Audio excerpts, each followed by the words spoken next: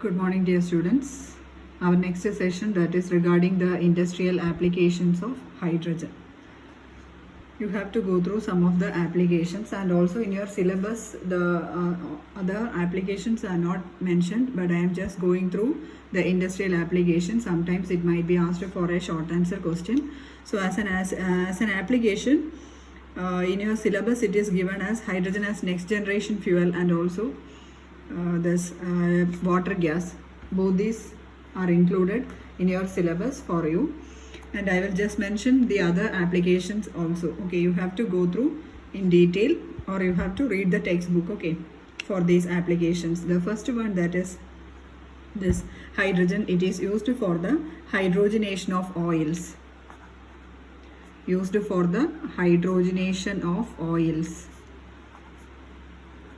Normally, see this vegetable oils, etc., that we are used for cooking, that we are using for cooking, they are unsaturated acids.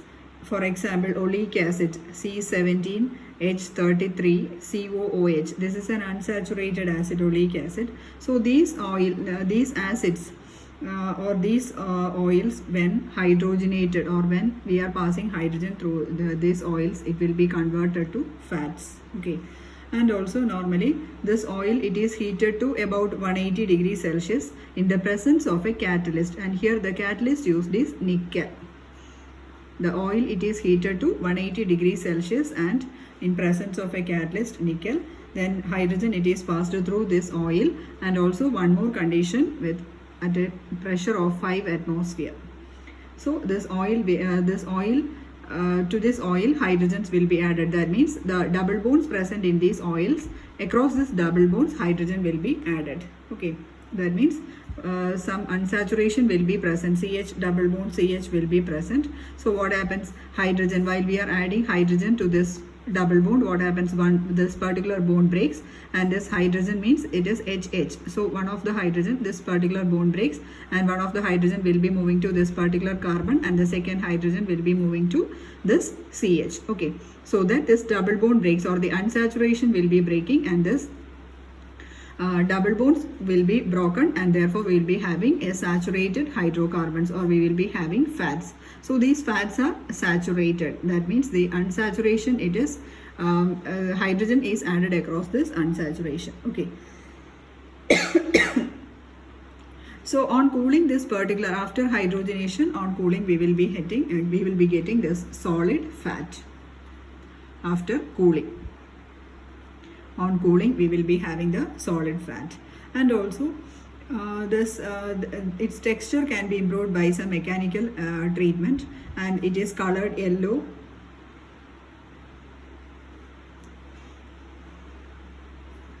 We can change the texture also by changing the texture, and when it is colored yellow, given a color, it will be changing to butter form, isn't it? That is what is we are calling as vegetable ghee. Vegetable ghee. Okay, so this is the first application, hydrogenation of oil. Then coming to the second application, it is used in the production of petrol, synthetic petrol from coal. Used for the production of synthetic petrol from coal.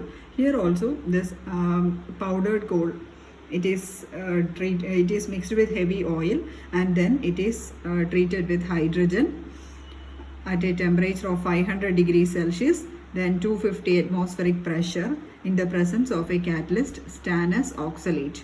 So these are the conditions for preparing synthetic petrol from coal. Okay, stannous oxalate, in the presence of stannous oxalate. And also along with that stannous oxalate, there will be sulfur and molybdic acid. Molybdic acid, in the presence of sulfur and molybdic acid. Okay, so thus this we can obtain synthetic petrol. So the conditions are to the synthetic for the preparation of synthetic petrol, coal, it is mixed with heavy oil, and then it is passed over hydrogen at a temperature of 500 degrees Celsius, 250 atmospheric pressure, in the presence of catalyst stannous oxalate, and also a mixture of sulfur and molybdic acid. Okay, then after distillation we will be having this natural we will be having the synthetic petrol. Then it is then converted to natural petrol by some other process. Okay, so that is the second application. Then the third one, that is in the manufacture of ammonia. What is the process known for the manufacture of ammonia? Name of the process for the manufacture of ammonia, that is Haber's process, isn't it? It is Haber's process. And also this hydrogen, it is used in the manufacture of ammonia. The equation is N2 plus 3H2 giving 2NH3. Here also some conditions are there. Here nitrogen and hydrogen, it is mixed in the ratio 1:3, isn't it? 1:3 ratios, nitrogen and hydrogen is mixed. And also the pressure, it is about 200 atmosphere. Then catalyst is present iron, and also there will be a temperature of 380 to 450 degree Celsius. So these are the conditions for the manufacture of ammonia. So that is the third application. Then coming to the fourth application, in the manufacture of hydrogen chloride and hydrochloric acid. Okay, in the manufacture of hydrogen chloride and HCl acid. Normally hydrogen chlorine reaction H2 plus Cl2, this reaction will be carried out in the presence of dark. Okay, but if it is this particular reaction, if it is carried out in the presence of light, see normally light reactions we can call it as photochemical reactions or photocatalysis or photochemical reactions, light reactions. Okay, so such type of reactions, when carried out this reaction in presence of light, it is highly explosive. Okay, H2 plus Cl2 on combination or on reaction in the presence of light, we will be having 2 HCl, and it is a highly explosive reaction. The reaction is very, very vigorous. Okay, so that is the next important application.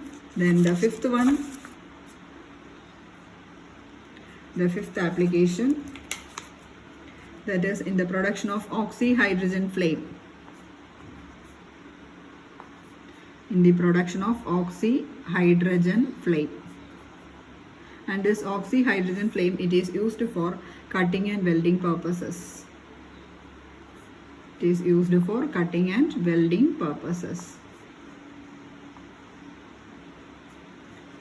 Then see here, this oxyhydrogen flame, it is produced by, that is when hydrogen, it is treated with oxygen at a temperature of about 2000 to 2500 degrees Celsius. See how much high the temperature is. It is about 2000 to 2500 degrees Celsius. So when hydrogen and oxygen, it is mixed at such a temperature, or when reacted at very high temperature, what happens is oxyhydrogen flame will be produced.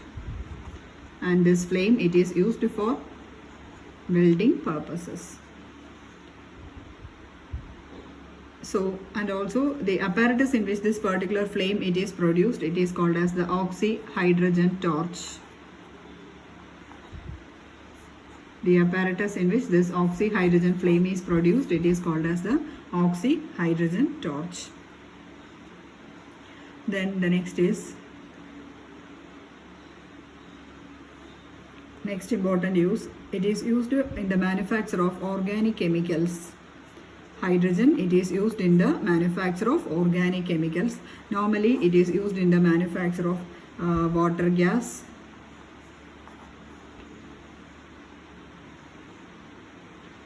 and also it is used in the preparation of methanol also. Methanol, the formula is CH3OH. Okay, it's a poisonous alcohol, so it is used in the preparation of this methanol also. And also when water gas it is mixed with, so first of this particular hydrogen, it is used in the preparation of or in the manufacture of methanol. And also this methanol, it is manufactured from water gas. Okay, methanol is manufactured from water gas. And also water gas means it is a mixture of carbon monoxide and hydrogen. The mixture of carbon monoxide and hydrogen, it is called as water gas. And when water gas, it is mixed with or it is treated with zinc or chromium oxides at a temperature of 450 degrees Celsius and 200 atmospheric pressure, we will be having this methanol CH3OH. This is liquid form, and both of these are in the gaseous form. So here carbon monoxide and hydrogen, the mixture, it is called as water gas when it is treated in presence of zinc or chromium oxides as catalyst and at a temperature of 450 degree Celsius and 200 atmospheric pressure. We will be having methanol. So this is one of the main important application in industry. Then the next important application, that is in the manufacture of metal hydrides. You have seen so many metal hydrides in the previous sessions, isn't it? So this is used in the manufacture of metal hydrides. So for the preparation of any metal hydrides, hydrogen is essential. Then the next important use is it is used as a reducing agent.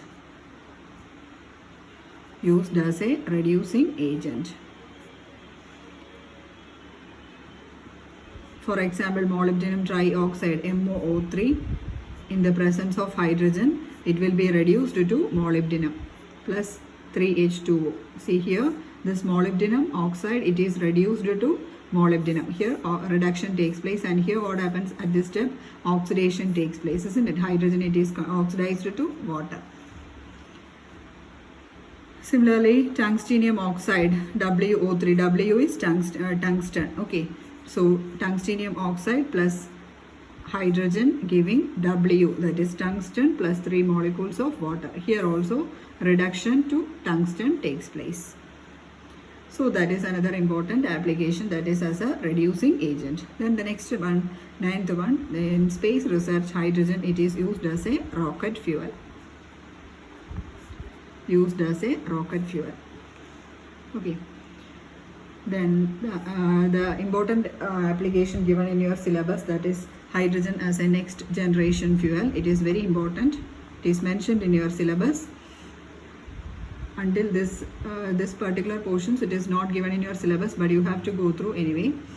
So hydrogen as next generation fuel, this is very important. You should not skip this particular topic. Hydrogen as a next generation fuel. See, normally we are using this fossil fuels, isn't it? Or the electricity from hydroelectric power stations, the nuclear energy, fossil fuels, nuclear power stations, etc., isn't it? But we know in the case of this particular or natural energies or the renewable source of energies, it is depleting gradually. So an alternative form of energy, it has to be found out, and this prospective alternative, we can call it as this hydrogen economy. Prospective alternative of this fossil fuels, it is called as hydrogen economy. This term is very, very important, hydrogen economy. And this hydrogen economy means, here the basic principle behind this hydrogen economy is that it is easy for transportation, easy for the transportation and also storage. Storage of energy and transportation of this hydrogen, it is easy. And also this can be transported in the form of liquid as well as gaseous hydrogen. Okay, can be transported in the form of liquid and gaseous hydrogen. So transportation is easy and also storage is also easy. And also some advantages of this hydrogen as the next generation fuel that we can go through.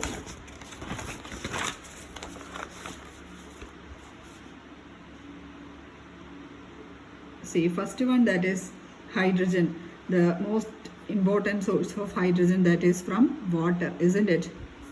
Source is from water, so it is easily available and cheaply available, isn't it? That is the first important advantage of using hydrogen as a next generation fuel. Okay.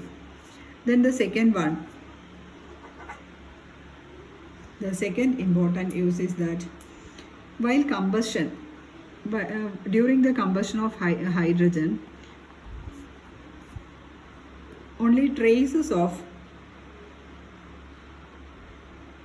nitrogen acid oxide will be forming. Okay, while combustion, only traces of oxides of nitrogen will be there. And also, you know, this nitrogen, it is a highly inert element or inert gas, isn't it? And also, so while combustion of this hydrogen, or while we are doing combustion, we will be having, when hydrogen is combusted means it will be reacting with oxygen, isn't it?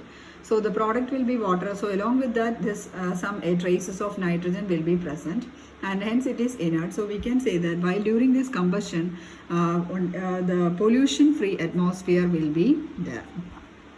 Pollution-free atmosphere, other poisonous gases will not be evolved during the combustion. Okay.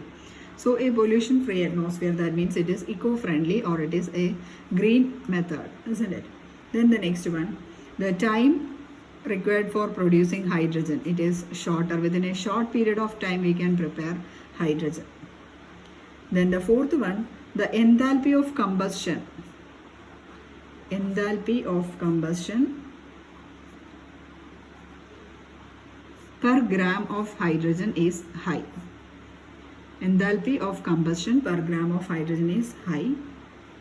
That means the energy released per unit weight of the fuel, it is greater. Okay, energy released will be greater for this hydrogen. Will be high for hydrogen. Then in automobile engines also we can use hydrogen as a fuel. If we are altering the automobile engines, we can use hydrogen as a fuel. Then the next one, hydrogen, it is used in hydrogen oxygen fuel cells. You might have heard of fuel cells, and in this hydrogen oxygen fuel cells, it is used for the generation of electric power, and there hydrogen is used. And also this is a commercial method. Okay. Then it is used in the reduction reactions, isn't it? It is used as a very good reducing agent. So it can replace coal, etc. Therefore, it is a very good reducing agent. Okay. So these are some of the important advantages of this hydrogen as a next generation fuel. You have to go through this particular topic. It is important. It is given in your syllabus. Then the next is use of hydrogen as a liquid hydrogen as a fuel.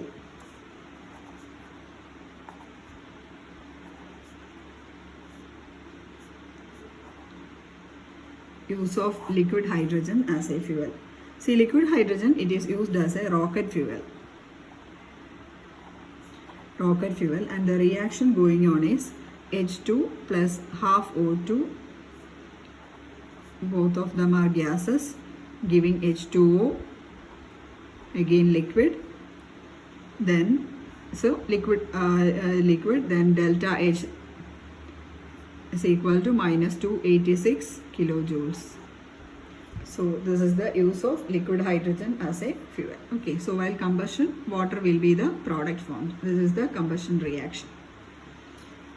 So next is about the heavy hydrogen. That one topic I had skipped.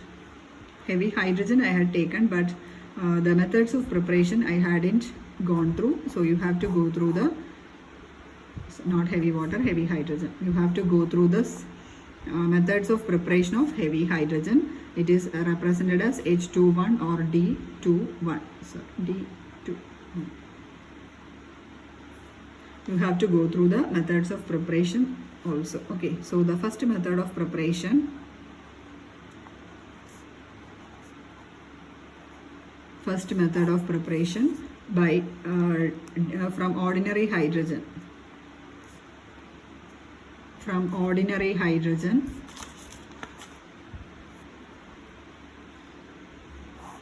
that is, there three methods are there from ordinary hydrogen. The first method, that is by diffusion method. I will be discussing one by one. The first one, that is by diffusion method. See, diffusion method means here the principle used is that normally ordinary hydrogen we can represent it as H11, isn't it? And also heavy hydrogen is H12, isn't it? So here, while comparing this This is protium and this is deuterium. So while comparing these two, which one will be lighter? Protium will be lighter, isn't it? Its mass is 1, but here it is 2, isn't it? So protium will be lighter than this heavy hydrogen, isn't it? Therefore, protium will be diffusing faster than heavy hydrogen. Diffuses faster than this deuterium. So that is the basic principle behind this diffusion method.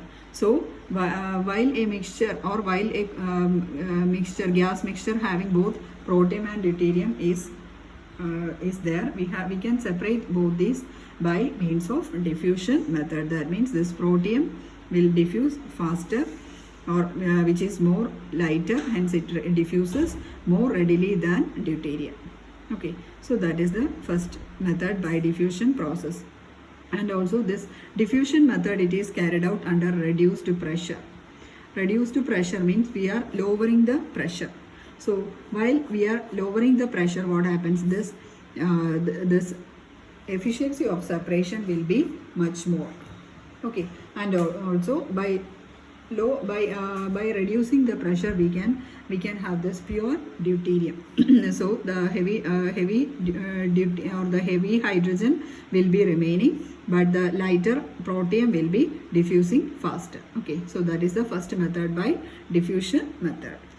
Then the second one, the second method by fractional distillation of liquid hydrogen. By fractional distillation of liquid hydrogen. By fractional distillation of liquid hydrogen. See, deuterium can be separated from ordinary hydrogen by fractional distillation. And also, see, you have to, while a mixture is there having ordinary hydrogen and this heavy hydrogen, it is cooled. It is cooled and it is liquefied. The process of liquefaction, you know, what do you mean by liquefaction?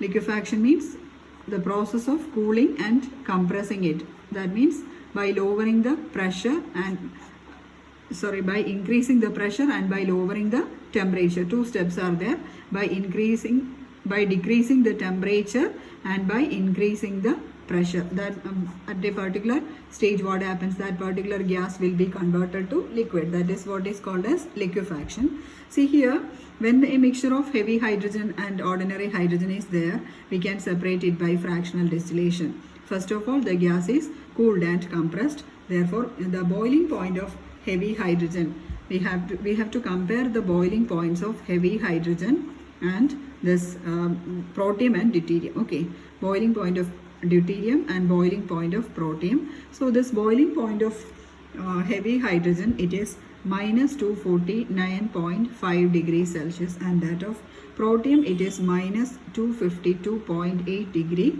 Celsius. Okay, so a sharp difference between these two is there. So what happens is that this tritium, it is already lighter than this heavy hydrogen. So what happens? This will be diffusing faster. The rate of diffusion will be faster for this this protium. Therefore, we will be having the remaining one will be having this deuterium. Okay, so by fractional distillation, the principle behind is that the difference in the boiling points of these two. By fractional distillation, this deuterium or heavy hydrogen will be remaining, since the rate of diffusion is different for both protium and deuterium. Okay, then the next one, the third method, that from ordinary hydrogen, the preparation from ordinary hydrogen is by adsorption on charcoal. By adsorption on charcoal.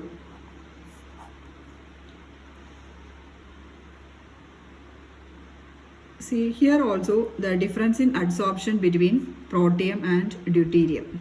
Okay, that is the principle. Difference in adsorption on charcoal, on coconut charcoal. The difference in adsorption between these two are there. So what happens is that the lighter one is protium, therefore this get easily adsorbed. Protium will be easily adsorbed on charcoal, not absorbed, it is adsorbed, AD. it will be easily adsorbed on charcoal. Therefore, the leftover will be deuterium. Okay, so this deuterium will be passed over this charcoal unchanged. So higher protium will be adsorbed there and deuterium will be remaining. Therefore, we can obtain this pure deuterium. So these are the three methods, that is from ordinary hydrogen, three methods of preparation. Then the next is the method of preparation from heavy water. Method of preparation from heavy water. Heavy water, as you know, the formula is D2O. Normal water is H2O, heavy water is D2O. Okay, and also this in the ordinary water only 1/6000 is present. 1/6000 parts will be present. That means if we are taking 6000 parts of ordinary water, among the 6000 parts only one part will be D2O. Okay, hope you are clear. If you are taking 6000 parts, if 6000 parts of ordinary water are there, among that one part will be this heavy water. Okay, so the first one, that is by the electrolysis of heavy water. By the electrolysis of heavy water,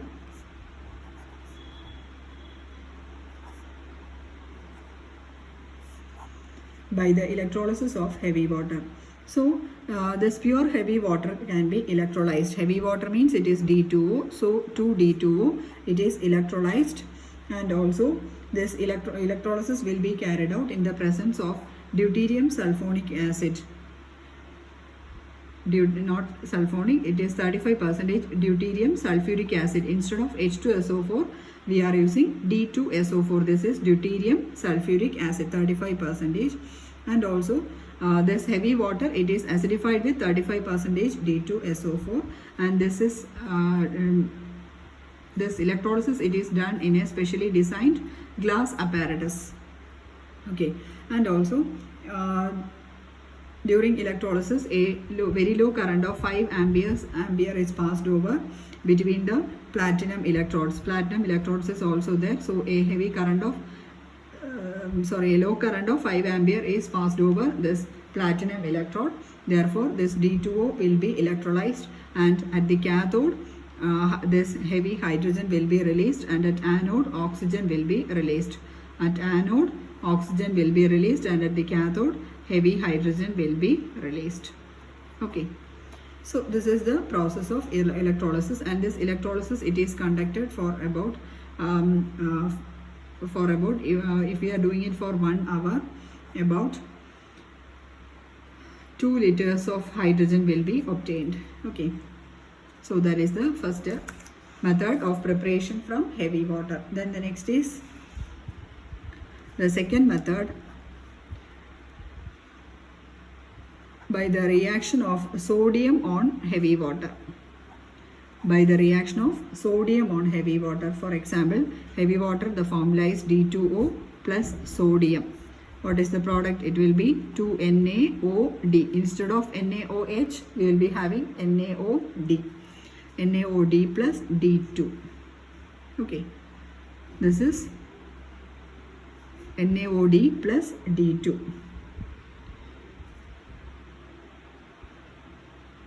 Then the next method, by the action of magnesium on heavy water.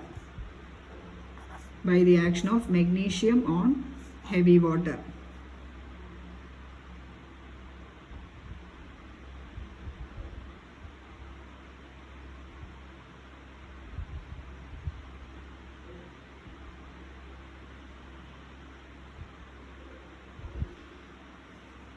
D2O plus Mg, giving simple reaction, it will be MgO plus D2.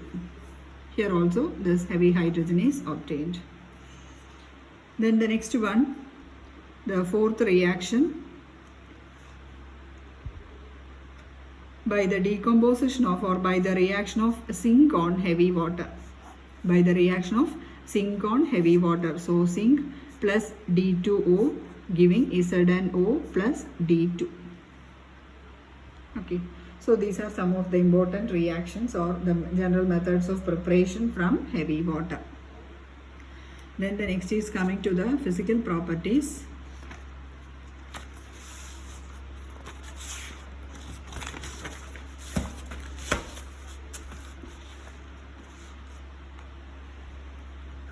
I think these physical properties I told in that video itself. I hope so. Anyway, I'll be telling it once more. Physical properties. This heavy hydrogen, it is a colorless, odorless, and tasteless gas. Colorless, odorless, and tasteless gas. Then insoluble in water.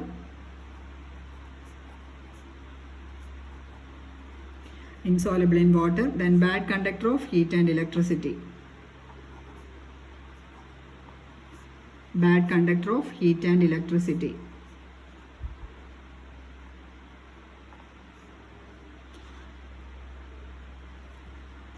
Then coming to the chemical properties, I'll be telling you some of the reactions. Chemical properties means its reactivity with other elements or compounds. Chemical properties. See, this deuterium, it will be reacting with oxygen. With oxygen, the reaction will be like this: 2D2 plus O2 reaction with oxygen giving 2D2O. This is heavy water. Simple reaction. Then the reaction with water. With water reacts with water vapor to form heavy water and hydrogen. So here this reaction will be carried out in the presence of alumina. Then the next reaction with halogens.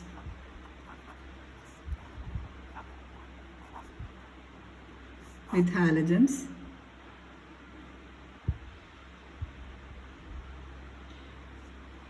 D2 plus Cl2. Halogen means chlorine. So here in the presence of light or H nu, 2DCl. This is deuterium chloride. Deuterium chloride. Simple reaction again.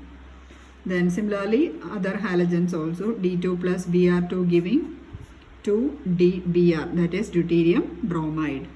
Then with fluorine, D2 plus F2 giving 2DF, that is deuterium fluoride. So here this reaction will be taking place in dark. This reaction will be carried out in the presence of heat. Okay, so these are some of the reactions with halogens. Then the next reaction with nitrogen. With nitrogen. See here, heavy hydrogen 3D2 plus N2 giving 2ND3. This particular compound, it is almost similar to NH3, isn't it? Instead of hydrogen, deuterium is present, isn't it? ND3. So this is ammonia, and this compound, it is deuteroammonia. DEUTERO, deuteroammonia. Deuteroammonia. Okay, so this is another reaction with nitrogen, that is a similar reaction of nitrogen with hydrogen, isn't it? Here instead of hydrogen we are using deuterium. Then the next reaction, fifth reaction with metals. With metals.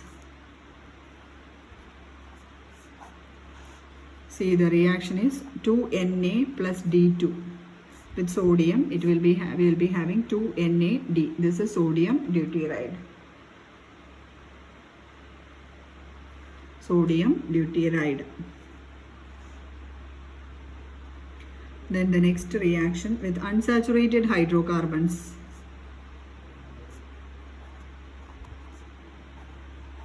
With unsaturated hydrocarbons. Unsaturated hydrocarbons means with double bonded or triple bonded hydrocarbons. See here I am taking ethylene, CH2, double bond CH2. This is ethylene. This is an unsaturated compound since a double bond is present. Plus this one reacts with deuterium in the presence of nickel at 260 degrees Celsius. So this particular bond breaks, and what happens? One D will be added at this carbon and the second D will be added at this carbon. So we will be having CH2D single bond CH2D. Okay. So this compound is dideuteroethane. Dideuteroethane.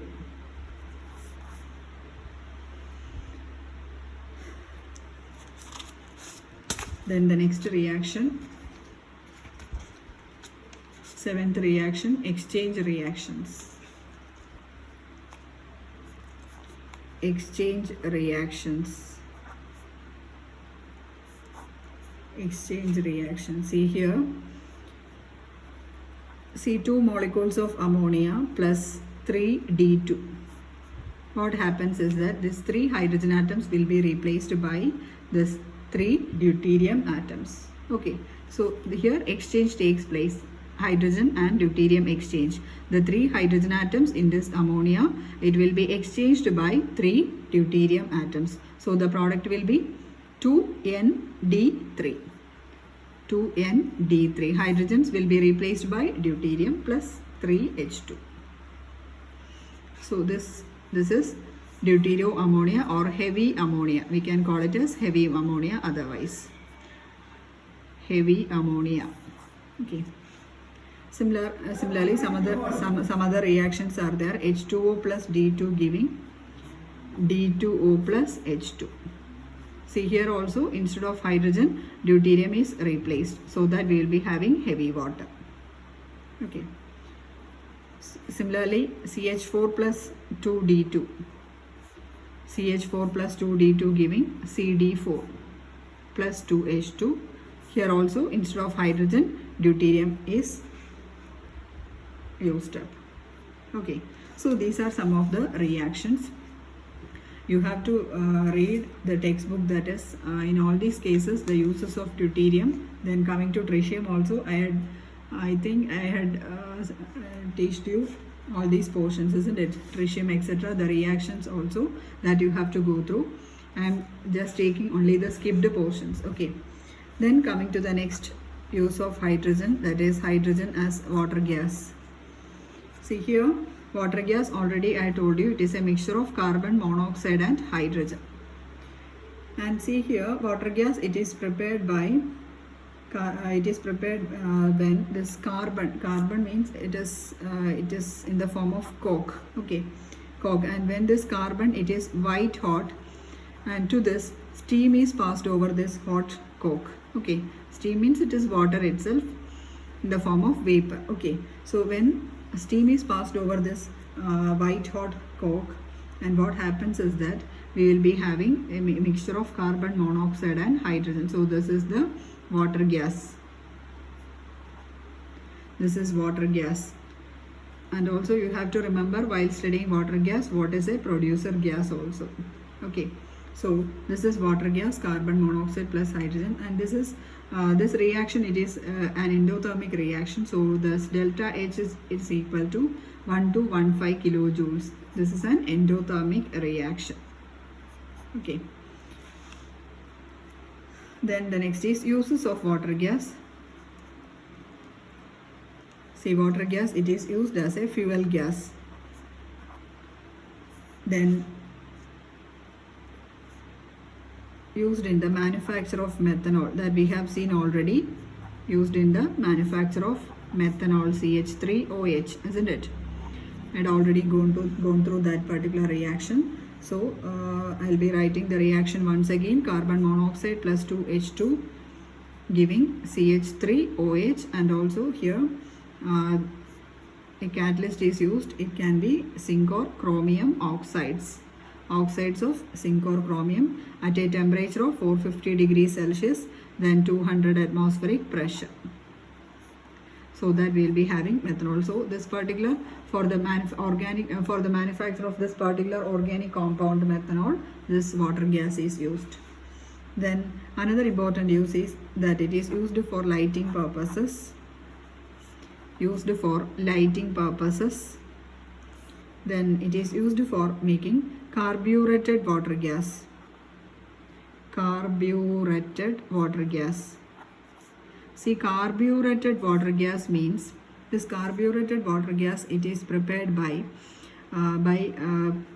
increasing the calorific value of water gas. Water gas means it is a mixture of carbon monoxide and hydrogen. So we have to increase the calorific value of this water gas by adding gaseous hydrocarbons.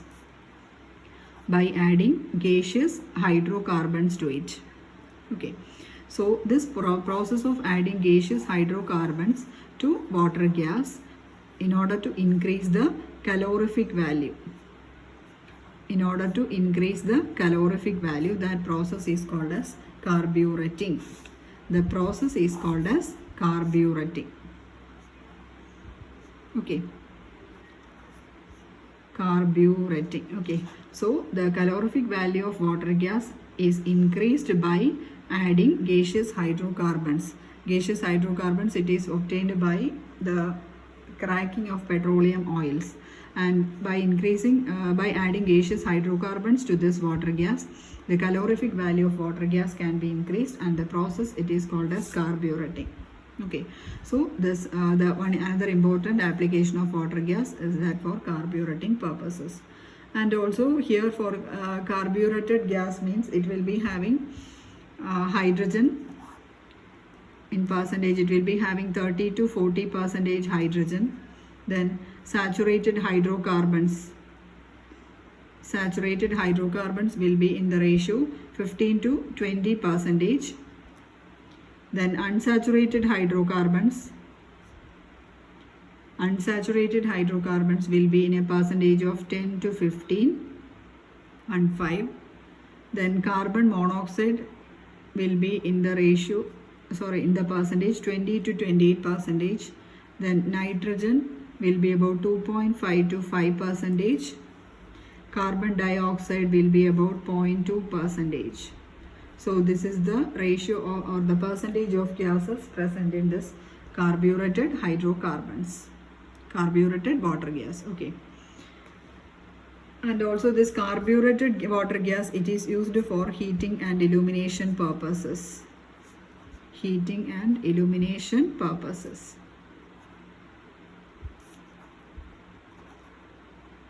Okay. So these are the portions which I skipped during your regular class sessions. So this particular video you have to include in your studies, and also you have to read the properties of hydrogen, and also some topics are given at the start of this chapter in your textbook.